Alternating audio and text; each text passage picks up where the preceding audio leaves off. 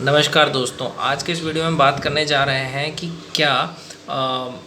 कैसे हम तैयारी करें किसी भी कंपटीशन की। मैं आपको 2 साल का एकदम अच्छा प्लान बता रहा हूँ। सबसे पहले आप एनसीईआरटी कंप्लीट करो। अगर आपको मैथ्स स्ट्रॉन्ग करना है, बहुत सारे लोगों का मैथ्स वीक होता है, गणित समझ में नहीं आता है, तो छठी क्लास की गणित पकड़ो। छठी, 7वीं, 8वीं, 9वीं, 10वीं, 11वीं, 12वीं, छठे से लेके 12वीं तक का जो गणित है ना, एनसीईआरटी की किताब उसको कंप्लीट करो। पहले पहले 1 साल आपको उस पर ध्यान देना है कि हमको एनसीईआरटी कंप्लीट करना है, छठे से लेकर के 12वीं तक का। चाहे आप ज्योग्राफी कर रहे हो, चाहे हिस्ट्री कर रहे हो, कोई भी कंपटीशन की तैयारी कर रहे हो, एसएससी लेवल का कर रहे हो, रेलवे का कर रहे हो, ये चाहे यूपीएससी का कर रहे हो, तो सबसे पहले बेस मजबूत होना चाहिए। तो आपको 2 साल सिर्फ अपने जड़ पे ध्यान देना है, बेस पे ध्यान देना है। आप लोग में से बहुत सारे लोग जाते हैं डायरेक्ट ही क्लास करना शुरू कर देते हैं, बाद में समझ में नहीं आता है। बेस मजबूत करो ना, 1 साल बेस को मजबूत करो, 1-1.5 साल अपने फाउंडेशन को मजबूत करो। छठी से 12वीं तक का ज्योग्राफी ले आओ, छठी से 12वीं तक का हिस्ट्री ले आओ, छठी से 12वीं तक का पॉलिटी ले आओ और उसको पढ़ो। एक एक लाइन का नोट्स बनाओ, अच्छे से पढ़ो उसको। कम से कम आपको 15-16 घंटा पढ़ना चाहिए। मैथ्स स्ट्रॉन्ग नहीं है, कमज़ोर है, कोई दिक्कत नहीं है, बहुत सारी ऐसी किताबें आती हैं जिससे आपका मैथ्स स्ट्रॉन्ग हो जाएगा। आप आर.एस. अग्रवाल का किताब लगा लो, आप छठे से लेकर के 10वीं तक का किताब लगा लो, 12वीं 11वीं का भी किताब लगा सकते हो। मैथ्स के लिए अच्छे से लगाओ। हर दिन कम से कम 3-4 घंटे अगर मैथ्स करते हो, पहले एनसीईआरटी का किताब करना शुरू करो। किताब छठी का एनसीईआरटी का मैथ पूरा करो, 7वीं का, 8वीं का, 9वीं का, 10वीं का, 11वीं का, 12वीं का, आपका स्ट्रॉन्ग हो जाएगा मैथ। और साथ साथ उसके बाद कैलकुलेशन का बहुत सारी अच्छी अच्छी किताबें आती है, उससे सॉल्व करो। ये कैलकुलेशन का कोई कोर्स ले लो, आजकल मिल जाएगा आपको किसी भी टीचर का। कैलकुलेशन मजबूत करो, छठी से 12वीं तक का मैथ मजबूत करो। उसके बाद आप तैयारी करना शुरू करो मैथ की।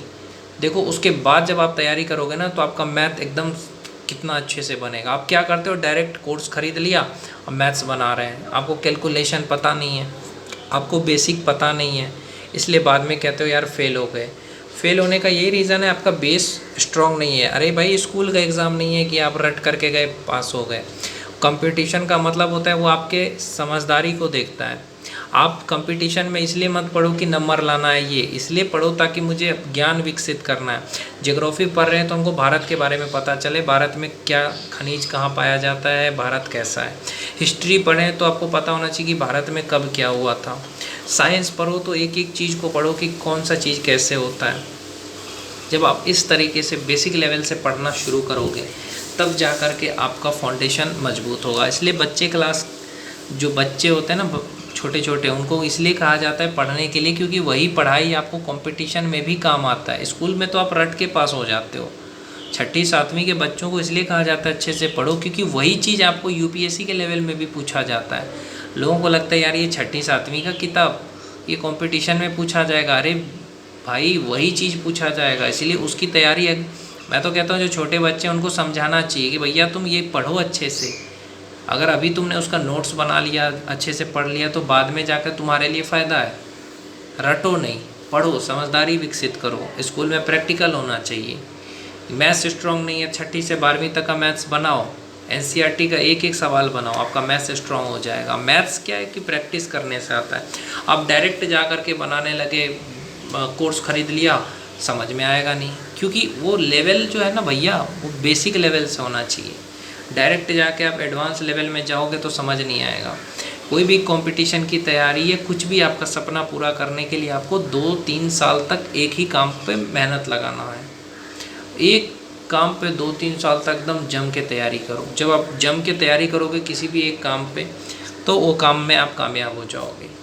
2-3 साल बस जम के मेहनत करो, आपको कामयाबी मिल जाएगा। फालतू समय बर्बाद मत करो।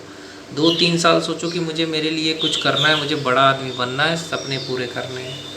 एनडीए की जो तैयारी करते हैं उनका मैथ्स देखो, एक एक चीज़ उनको पता रहता है। मोटी मोटी किताबें बना लेते हैं, क्यों?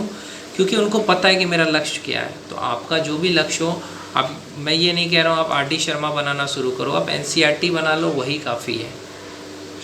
क्योंकि अभी आपके पास उतना समय नहीं है जो आप आर डी शर्मा के बुक लेके बैठे। आप एनसीईआरटी कंप्लीट करो, जो कंपटीशन की तैयारी करते हैं उनसे कह रहा हूँ, फिर आप जा कर के कोर्स लो, उसको कंप्लीट करो।